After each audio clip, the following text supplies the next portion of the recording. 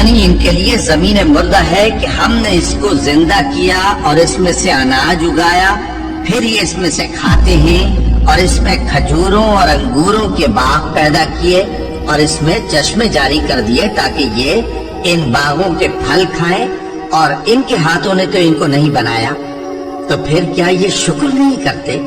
وہ ذات پاک ہے جس نے زمین کی نباتات کے اور خود ان کے اور جن چیزوں کی ان کو خبر نہیں سب کے جوڑے بنائے. اور ایک نشانی ان کے لیے رات ہے کہ اس پر سے ہم دن کو کھینچ لیتے ہیں تو اسی وقت ان پر اندھیرا چھا جاتا ہے، اور سورج اپنے مقرر راستے پر چلتا رہتا ہے. یہ اس غالب دانا کا مقرر کیا ہوا اندازہ ہے.